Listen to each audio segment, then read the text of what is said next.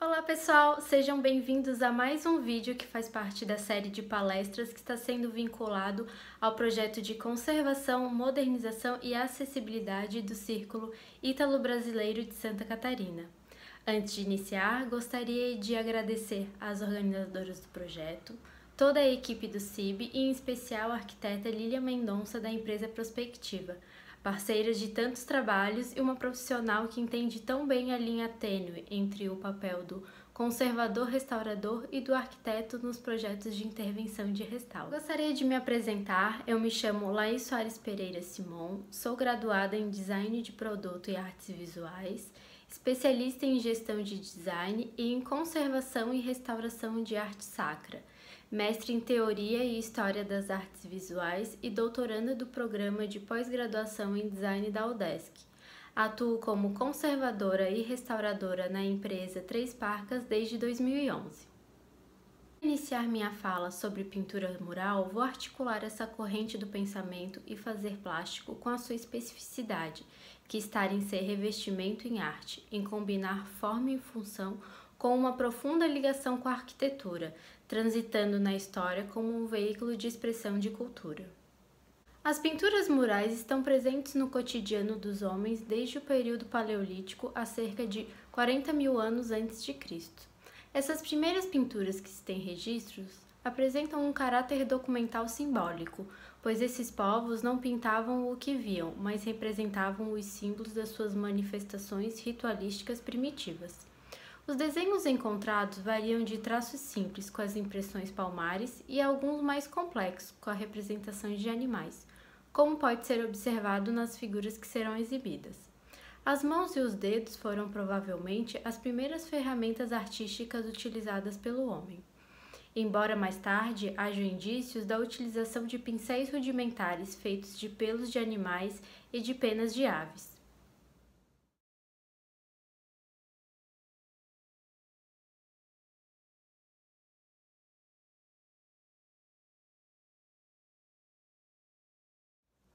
Já no período neolítico, a temática sofre algumas alterações. Ao invés de animais isolados, surgem as primeiras figuras humanas e as cenas da vida coletiva, nas quais se observa a tentativa de imprimir movimento às figuras, como pode ser visto nas imagens a seguir.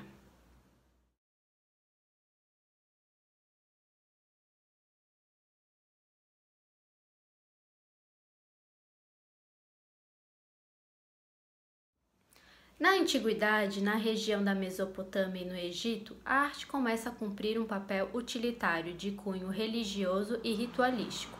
Assim, as pinturas parietais eram produzidas para propiciar aos mortos a passagem da vida terrena para outra vida, além de perdurar na história a vida de personagens poderosos após a sua morte.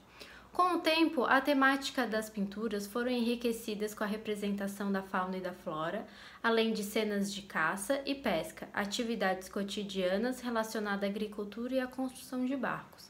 Alguns exemplares dessas pinturas serão exibidas a seguir.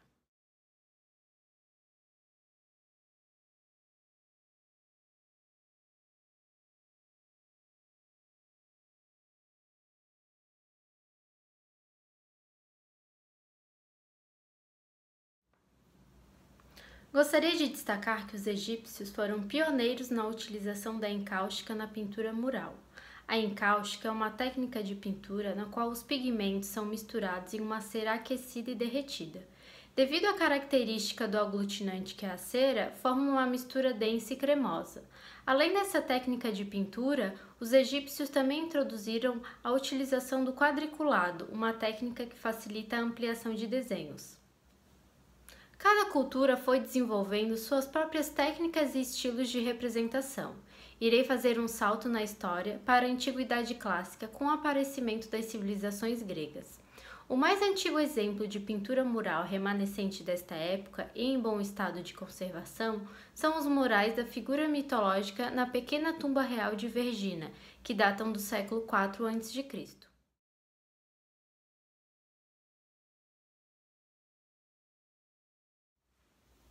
Neste período da história, as composições começam a abandonar as características gráficas e se aproximam da representação pictórica da imagem real do objeto.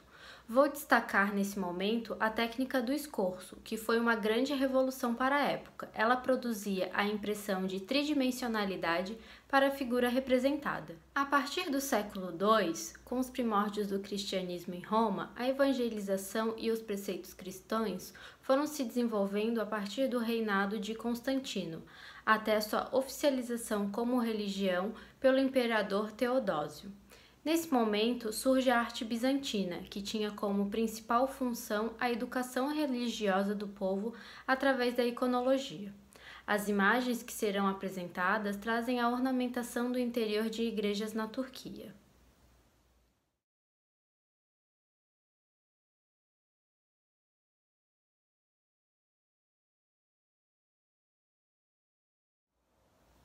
A partir dos séculos XI e XII, surge como sucessor da arte bizantina o estilo parietal românico, que traz grandes nomes como Giotto e Frangélico. Eles se dedicaram aos temas religiosos cristãos, como pode ser observado nas imagens que serão mostradas a seguir, que recobrem toda a superfície parietal de duas capelas. Eles revolucionaram a pintura com a ilusão da profundidade numa superfície plana. Com isso, a arte começa a perder a rigidez dos ícones bizantinos e se aproxima do Renascimento.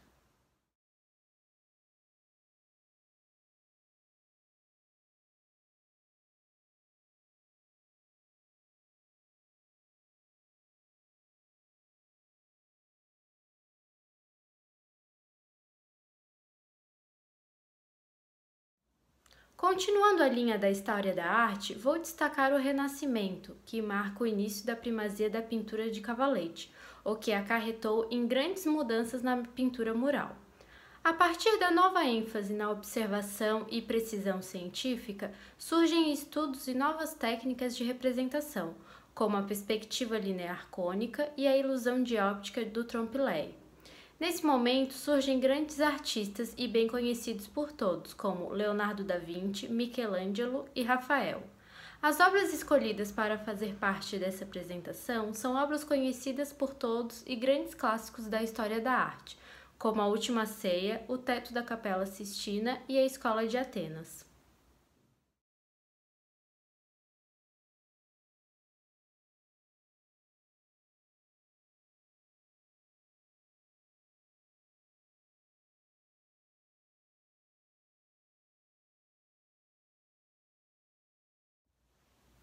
O período do Renascimento trouxe obras de grande relevância com elaboradas pinturas em cúpulas, forros, painéis, esquadrias, rodapés, em que a pintura mural aparece como parte indissociável da arquitetura, conforme as imagens da cúpula da Basílica de São Pedro e de Santa Maria del Fiore, ambas na Itália. Essa mesma relação com a arquitetura é retomada no século XIX e o início do século XX. Porém, a pintura mural foi perdendo seu caráter decorativo e sendo ressignificada como ferramenta para manifestações políticas e sociais.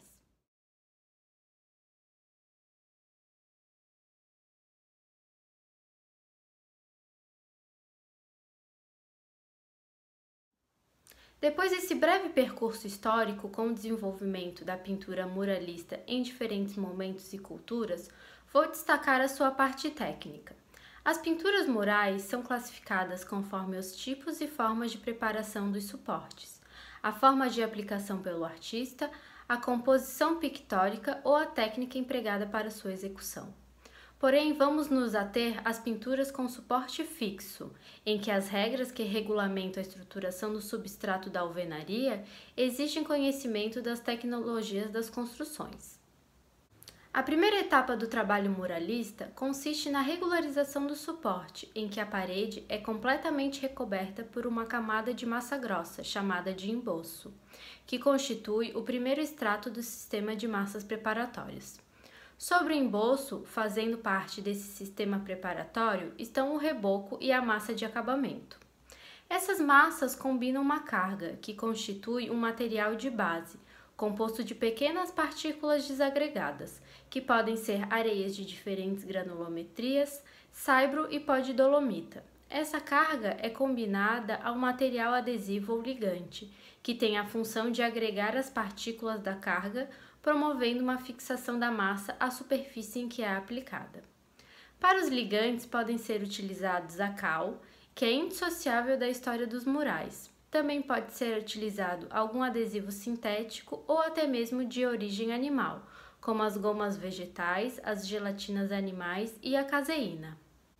A preparação do suporte é muito importante para a etapa da técnica pictórica, que dependendo do procedimento que será adotado, pede algumas preparações específicas. As técnicas pictóricas utilizadas são as pinturas a seco, a fresco e a mista. O sistema da pintura a seco, que são as que empregam as pinturas feitas a têmpera, a óleo e a encáustica, fixam-se ao suporte por adesão, sendo constituído por apenas 2 estratos de argamassa, sendo o emboço e o reboco. Já a pintura a fresco exige um número maior de estratos e procedimentos mais trabalhosos, pois o suporte deve ser firme, sem trincas, sendo normalmente preparado em 3 camadas. A última camada do afresco é a que vai receber os pigmentos, eles são fixados ao reboco por coesão. A pintura é executada enquanto a argamassa está fresca, de tal forma que os pigmentos são fixados pela carbonatação da cal hidratada. No processo de secagem, o hidróxido de cal saturado, ao reagir com gás carbônico, vai perdendo água e formando carbonato de cálcio. Devido à sua característica de ser parte integral da massa, o afresco é executado por jornadas, exigindo muita rapidez e capacidade de misturar as cores sempre do mesmo modo, pois as cores aplicadas enquanto a massa está mole modifica quando secas, além da alteração das tonalidades nos tempos da carbonatação de cada jornada, que é o momento em que os pigmentos são fixados à argamassa. Portanto, para a obtenção de tonalidades constantes em áreas que tiveram mais de uma jornada, o traço e a textura da massa devem ser idênticos, assim como a mistura das cores, para que a absorção seja homogênea. A última técnica é a pintura mista. Ela é realizada com o processo do afresco e completada ou finalizada com a seco. Essa parte técnica da composição das argamassas das alvenarias são uma das características que constitui a pintura mural como matéria arquitetônica. Mas a decoração mural também é inerente ao construído por propiciar a proteção das paredes dos edifícios, sem falar a sua beleza, sendo divididas em pintura decorativa e pintura artística. As pinturas decorativas são realizadas com auxílios de máscaras, moldes, réguas, conhecidas como os estêncios, mas também utilizando a mão livre, porém não expressam traços pessoais do artista. A sua principal característica são os sistemas de repetição, em que criam padronagens que imitam pedras, madeiras e estampas, conforme as figuras a seguir.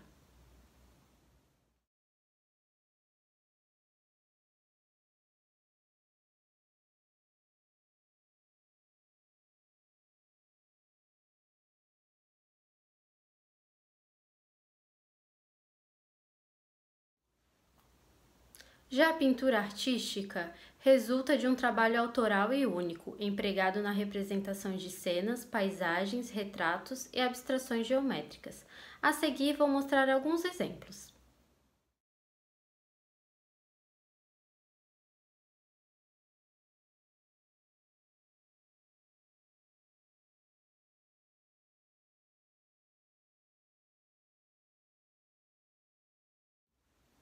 Para o emprego das pinturas murais nos interiores de residências, edifícios públicos e religiosos, o decoro foi empregado como grande norteador do que era adequado, conforme gênero da obra, o assunto, o lugar, a ocasião, a recepção, entre outros fatores que podem nos propiciar uma compreensão mais apropriada dos princípios, meios, formas e finalidades dessas doutrinas sobre a arte e a arquitetura.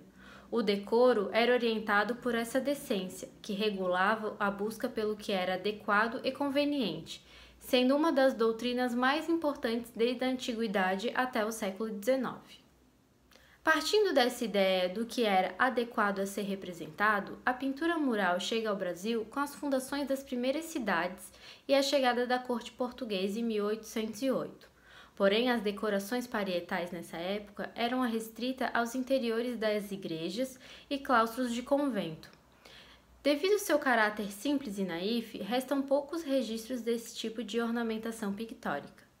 Já em meados de 1816, com Dom João VI, para impulsionar as artes e ofícios no Brasil, patrocina uma missão francesa composta por um grupo de artistas e artífices, que introduziram novos estilos, além de abrir caminhos para as outras inovações, o que posteriormente culminou no sistema de ensino da arte em academia, com a criação da Escola Real das Ciências, Artes e Ofícios em 12 de agosto de 1816. Nesse período, as pinturas murais seguiam um padrão de representação europeu do classicismo, com um repertório de guirlandas de flores, faixas em forma de grega, figuras mitológicas e desenhos delicados e finos, conforme as imagens que seguem.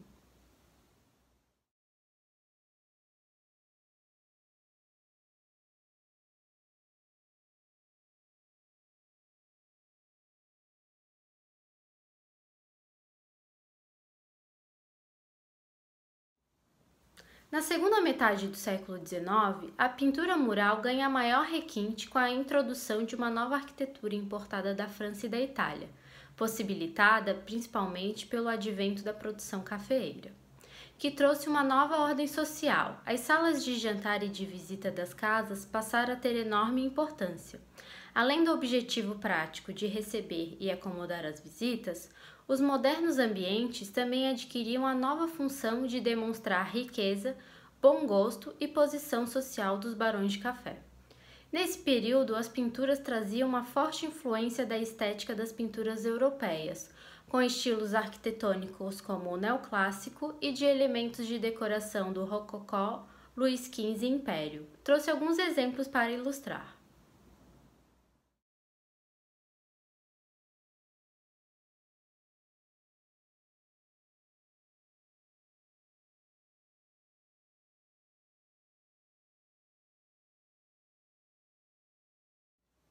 No período de transição para o século XX, o ecletismo foi a corrente dominante na arquitetura e nos planos de reurbanização das grandes cidades.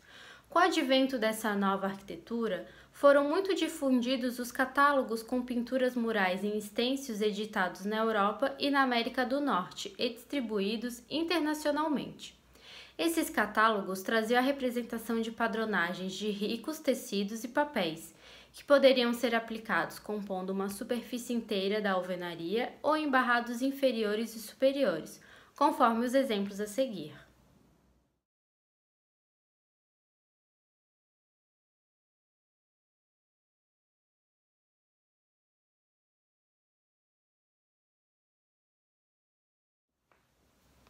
Nesse contexto, a pintura mural ganha maior expressão, fazendo com que também sejam executadas pinturas ilusionistas contidas entre molduras e frisos volumétricos, formando paisagens, ambientes imaginários e retratos. No século XX, a pintura sai dos interiores das igrejas, dos prédios públicos e das residências de moradores abastados para narrar histórias. As pinturas murais começam a ser empregadas como manifestações artísticas e ganham novos símbolos e formas, para retratar uma arte mais engajada com as transformações sociais, políticas e econômicas desse tempo. Para finalizar a minha fala, nesse breve percurso que fizemos a respeito das pinturas murais, tanto na sua história como nas suas especificidades técnicas, destaco o seu papel de obra de arte e revestimento, como um grande veículo de expressão cultural e pela sua grande qualidade em trazer a pertinência com a arquitetura e a sua função de lugar, ajustando-se aos espaços e aos projetos arquitetônicos. Bom, me despeço de todos, muito obrigado por acompanhar a palestra, até logo!